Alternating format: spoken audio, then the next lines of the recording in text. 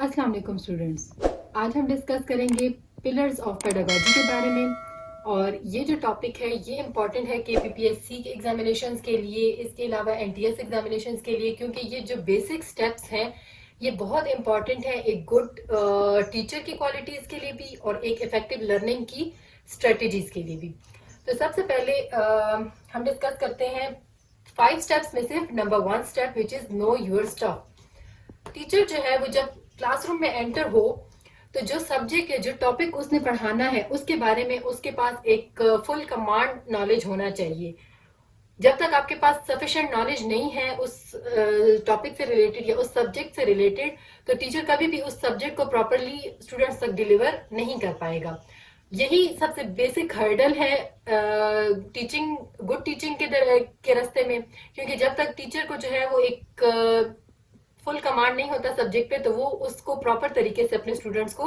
आगे पहुंचा नहीं सकता। इसके अलावा अगर आपके पास नॉलेज है लेकिन उस नॉलेज का सिर्फ होना जरूरी नहीं है, उस नॉलेज का कंफर्म होना भी जरूरी है। बजाय इसके कि आप स्टूडेंट्स को मिस गाइड करें, उस कंटेंट का जो है वो एक उसकी सिक्योरिटी होनी चाहिए कि वो जो आप कंटेंट डिलीवर कर रहे हैं वो प्रॉपर है और वो बिल्कुल ठीक है, मतलब सही टर्म्स में है, सही टर्म्स में है, सही डेफिनेशंस में है और प्रॉपर क्लियर फॉर्म में है, तो तब वो आप स्टूडेंट्स को डिलीवर करेंगे। तो ये जो पहला स्टेप है ये बहुत ज्यादा अहम है, क्योंकि अगर इधर ही गलती होगी तो फिर ऑब्वियसली आगे स्टेप्स ऑटोमेटिकली गलत होंगे। तो जो पहला स्टेप आपके पास है नो योर स्टफ, तो टीचर को फुल कमांड के साथ अपनी क्लासरूम में एंटर होना है, प्रॉपर मटेरियल के साथ, प्रॉपर इंफॉर्मेशन के साथ, और इंफॉर्मेशन जो है वो बिल्कुल करेक्ट होनी चाहिए।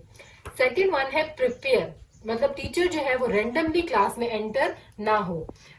टीचर को जो है वो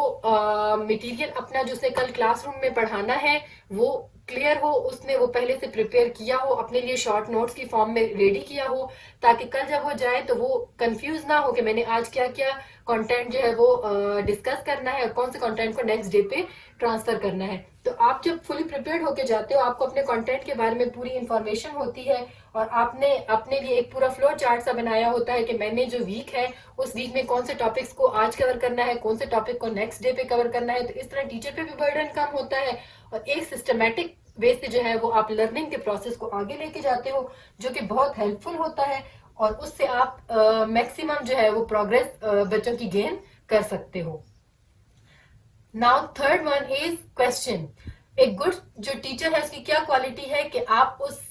वो टीचर जो है वो क्लासरूम में जब अपना लेक्चर डिलीवर कर रहा होता है तो वो साथ साथ बच्चों के साथ उसकी बॉन्डिंग रहती है। वो बोर्ड की तरफ तो उसका फेस होता है लेकिन वो हर थोड़ा सा पॉइंट एक्सप्लेन करने के बाद स्टूडेंट्स की तरफ टर्न लेता है और कोशिश करता है कि स्टूडेंट को इन्वॉल्व करे। अगर कोई ऐसा टॉपिक चल रहा है जो कि प्रीवियस टॉपिक से लिंक्ड है तो वो नए टॉपिक को जब कंटिन्यू करेगा तो वो पीछे वाले टॉपिक के साथ जिसका कनेक्शन है उसके बारे में स्टूडेंट से पूछेगा, बजाय इसके कि वो रैंडमली फर्स्ट आंसर करे। मोस्टली क्या बेहतरीन तरीका होता है कि आप जब ऐसा टॉपिक को डिस्कस कर रहे हो जो प्रीवियस से लिंक्ड है तो आपने सबसे पहले क्लासरूम में जाके ब्रेनस्टॉर्मिंग करनी है, बच्चों से वो प्रीवियसली जो उन्होंने स्टडी किया है उसको, उनका जो स्टफ उनको याद है वो निकालना है, उसको आप शॉर्ट नोट्स की फॉर्म में ब्लैक बोर्ड की एक साइड पे रिटन फॉर्म में लिख लो, ताकि जब वो पॉइंट्स आप आगे डिस्कस करो तो आप उसको लिंकेज के थ्रू डिस्कस करेंगे तो स्टूडेंट्स को वो लॉन्ग टर्म याद रहेगा। और दूसरा ये तरीका होगा कि जब आपने कोई टॉपिक पढ़ाया, जो आप न्यू टॉपिक पढ़ा रहे हो, तो वो आप बीच में क्वेश्चनिंग करो ताकि पता लगे कि कितने बच्चे इंटरेस्ट ले रहे हैं टॉपिक में, कितने जो है वो इधर उधर एक्टिविटीज में लगे हैं। तो अगर एक्टिविटीज में लगे हैं तो वो उनके जहन में एक ये बात होगी कि टीचर हमसे अभी एकदम क्वेश्चन करेगी, रैंडम क्वेश्चन होंगे, तो वो फिर हमें टीचर वो जो स्टूडेंट्स हैं वो फुल अटेंशन पे करते हैं। फोर्थ पॉइंट है अवॉइड डिस्ट्रैक्शंस। जो गुड टीचर है उसकी क्या क्वालिटी है कि वो जब क्लासरूम में जाएगा तो वो तमाम ऐसी चीजें या एक्टिविटीज से दूर रखेगा, खुद भी दूर रहेगा और स्टूडेंट्स को भी दूर रखेगा जो लेक्चर में डिस्ट्रैक्शंस क्रिएट कर रहे हैं। तो आपने वो सारी एक्टिविटीज को साइड पे रखना है और स्टूडेंट्स को फुल टॉपिक में इस तरह इंगेज कर देना है कि वो डिस्ट्रैक्शंस की तरफ ना जाए, या कोई ऐसी एक्टिविटी क्लासरूम में ना हो, कोई ऐसा बच्चा या कोई ऐसा काम क्लासरूम में ना हो रहा हो जो लेक्चर से बच्चों की अटेंशन को डाइवर्ट कर रहा हो या हटा रहा हो। फिफ्थ पॉइंट हमारे पास आ जाता है सपोर्ट वर्किंग मेमोरी। अब ये पॉइंट बहुत अहम है।